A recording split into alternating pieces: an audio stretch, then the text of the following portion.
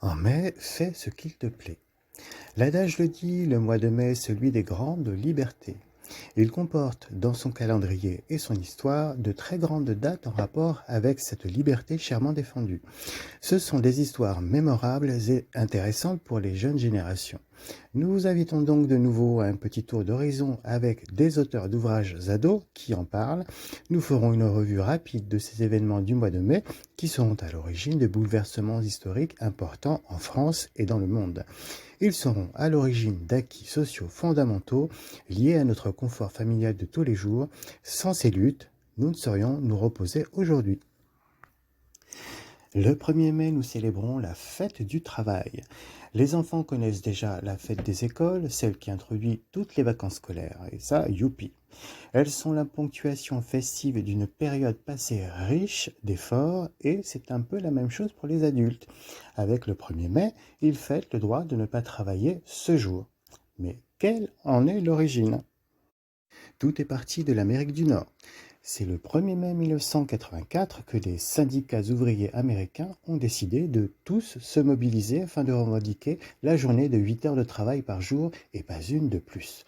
Elle sera fortement emblématique des premières manifestations de salaire. C'est ici que cela commence. Pourquoi le 1er mai? En Amérique, c'est le jour du bilan comptable de l'entreprise, à savoir le jour où l'on compte les pertes et profits. Un jour donc symbolique et idéal pour négocier du confort économique pour le personnel.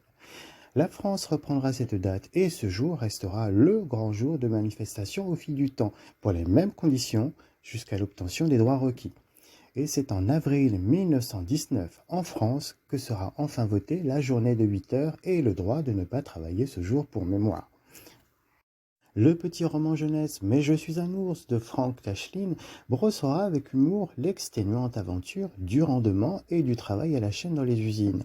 Nous rirons un peu de la situation grâce à un ours qui aura beaucoup de peine à prouver qu'il n'est pas un employé tir au flanc qui tentera de se dégager de ses responsabilités au travail en proclamant désespérément à une direction trop occupée qu'il n'est pas un employé mais un ours.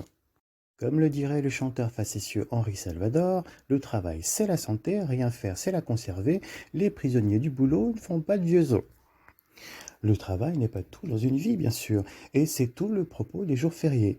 Les jeunes électeurs se douteront bien qu'il faudra associer le travail au temps personnel pour la famille, les copains et ses propres aspirations pour se sentir vraiment détendu et accompli. Dans le double de Davide Calli et Claudia Palmarucci, l'employé d'une entreprise se questionnera sur ses efforts accordés au milieu professionnel. En fera-t-il assez? Comme par magie, il se dégotera un double de lui-même qui lui dégagera du temps en faisant son ménage et en accordant de l'attention à son entourage. Mais ainsi, le personnage ne se sera-t-il pas trompé de priorité? Le 8 mai, c'est aussi un autre jour férié.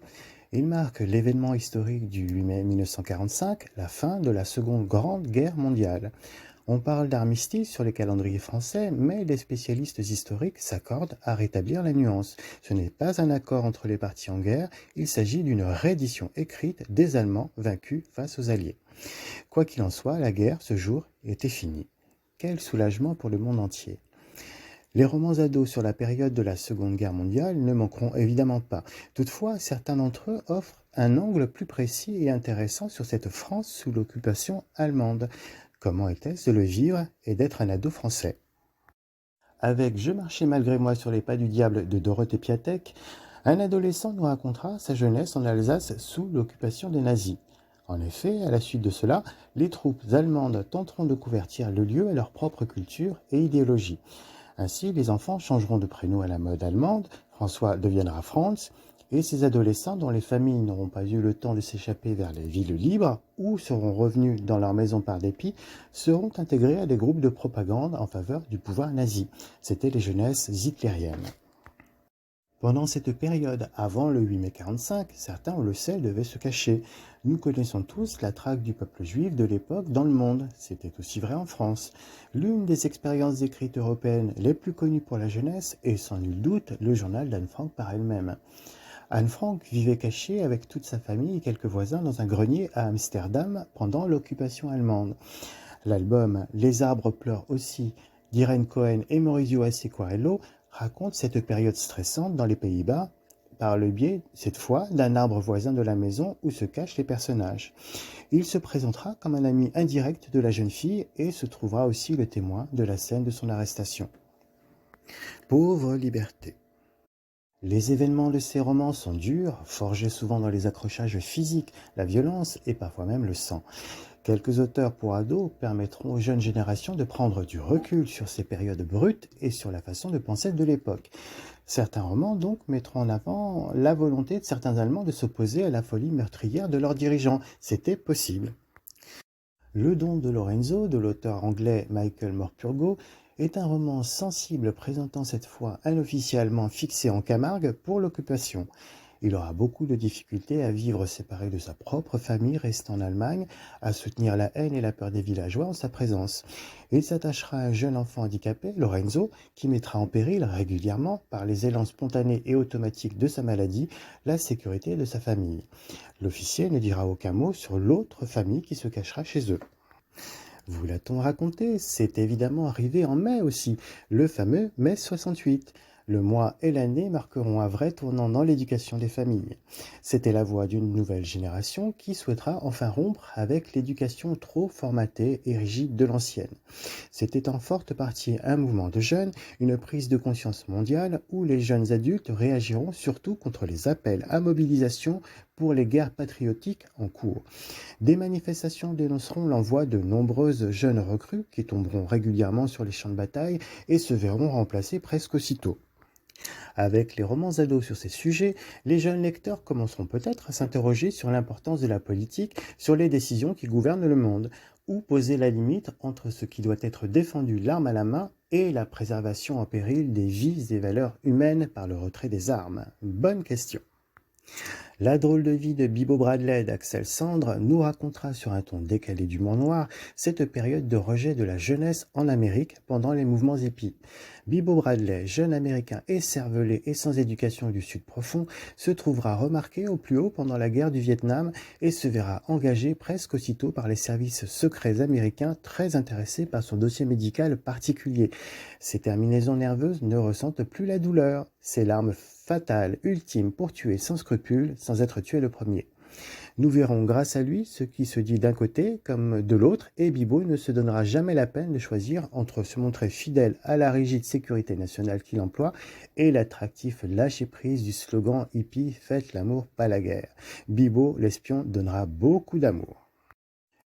Et en France, que se passera-t-il d'autre pendant mai 68 ? Le mouvement ouvrier n'aura pas baissé les bras. Côté professionnel, les catégories aisées et celles plus modestes continueront de négocier au bras de fer. De nombreuses manifestations soutiendront le besoin de se syndicaliser en entreprise pour défendre ses droits et limiter les abus professionnels. Avec la France, c'est une tradition très défendue. Le roman Martin Perché de Christian de Montella nous parlera justement de ces affrontements en entreprise autour d'un dîner de famille et l'ambiance sera à couteau tiré. D'ailleurs, l'ado Martin finira perché en haut d'un arbre à envoyer ses 4 vérités à son père et menacera de ne plus en descendre.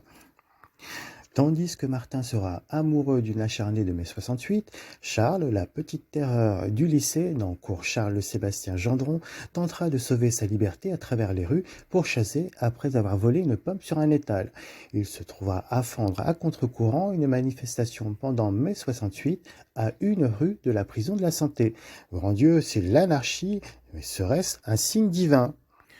On l'aura compris, le mois de mai permettra de faire ce qu'il nous plaît aujourd'hui, après avoir tapé du plat de la main pour se faire entendre hier. Mais d'où nous vient ce feu sacré ? Nous faudra-t-il toujours tout batailler ? Fin mai accueille un dernier jour férié, celui de la fête religieuse de la Pentecôte. Mai offre donc 3 jours fériés dans le même mois. Petit vénard, les écoliers se frotteront les mains et on ne vous le cachera pas, les parents aussi. Cette dernière célébration correspond au dernier jour du Christ. Elle sera donc portée par une grande histoire et une grande tradition religieuse en France. Nous parlerons de la religion chrétienne. La Pentecôte est en effet célébrée 50 jours après le jour de Pâques, jour où ressuscite le personnage du Messie. C'était un miracle. Suivant le mythe, 50 jours plus tard, le miraculé partira vers d'autres cieux, mais laissera en souvenir de lui l'énergie divine qui lui permettait de promettre officiellement la vie éternelle après la mort sur terre à toute personne prêtant allégeance au royaume de son Dieu. Ce cadeau du ciel descendra tel des colombes sur ses disciples, la fameuse descente de l'Esprit Saint sur les apôtres de la Pentecôte. Mis en image par de nombreux tableaux de peintres italiens et français de la Renaissance, tels que le Titien et Charles Lebrun.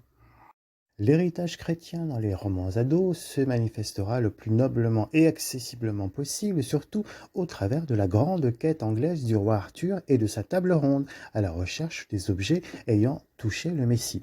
C'était de la politique occidentale associée à de la foi. Ces symboles devaient réunir des pays sous une même croyance et offrir ainsi la paix. C'était la stratégie anglaise pour conquérir. D'autres royaumes, comme l'Espagne ou la France, suivront évidemment le mouvement.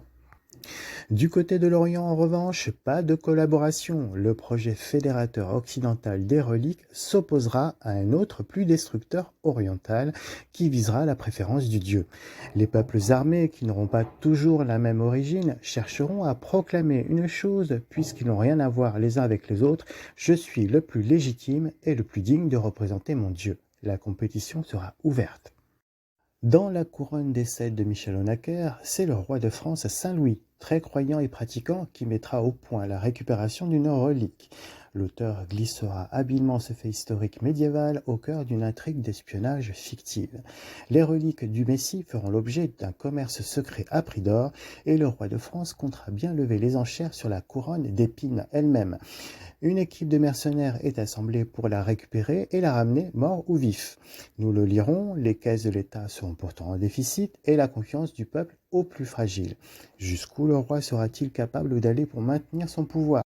Ça sera un peu le propos du livre à plusieurs niveaux.